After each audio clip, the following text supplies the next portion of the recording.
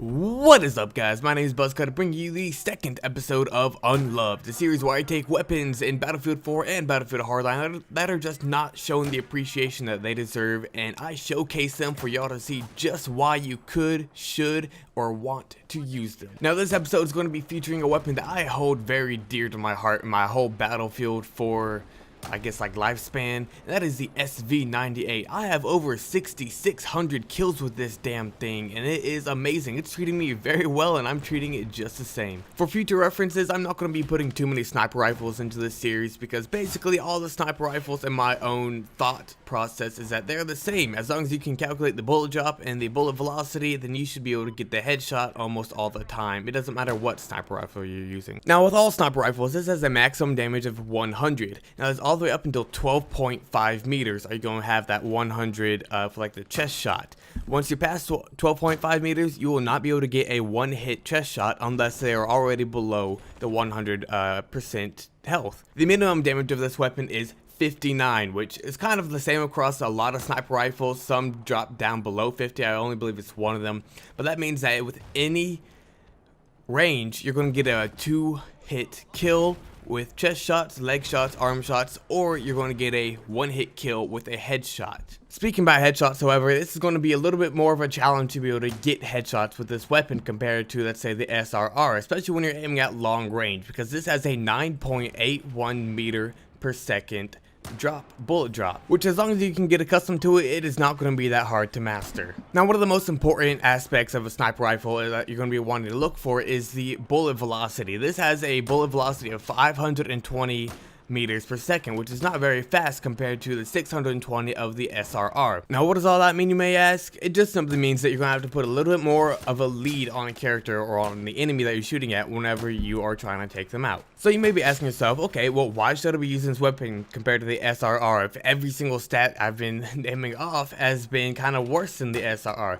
And that is because of its rounds per minute. This clocks in at a 45 rounds per minute compared to the SRR's 36. That is going to give you 11 more bullets per minute. I know, it's stupid math. You can probably figure that out on yourself, but 11 more rounds per minute than what you could with the SRR. Meaning, let's say there's a guy down range and you shot him once, but you need to shoot him again. You can do it faster and you can do it quicker than what you could with the SRR. It definitely also gives you a bonus up close and personal, because let's say you are a guy's turning around the corner and you shoot, you miss, boom, you can hit him up again right afterwards because it's 45 rounds per minute chambering. Two other reasons are definitely going to be the mag size. This has an 11 round mag size compared to the only 8 rounds of the SRR. The reload speed is also ever so slightly, I believe it's by 0.1 of a second faster on both ends. When it's empty, it takes 4.7 seconds for the SV98 and 4.8 seconds for the SRR. While you have at least one bullet left in the chamber, you're going to be taking 2.9 seconds to reload with the SV98 and an exact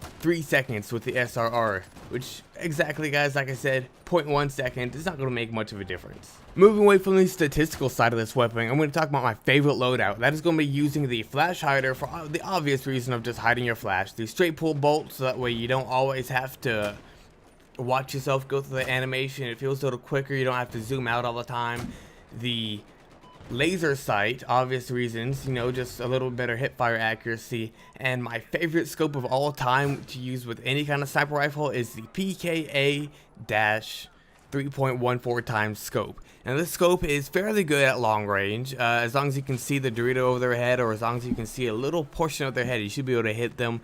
It is amazing at medium range and just flawless at close range. I especially love that it does not give any zoom glare, any scope glare compared to the high powered optics, and it also keeps your surrounding area visible. You know, compared to, let's say, you're using the 7 times scope, it's going to black out everything but what you are seeing through the scope. This way you can see enemies coming from the left, the right, up, down, wherever they're coming from.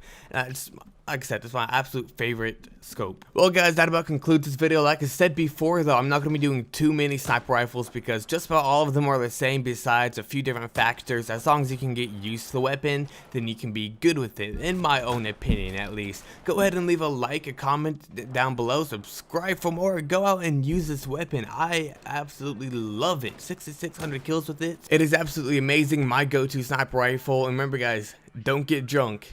get buzzed. I'll see y'all next video.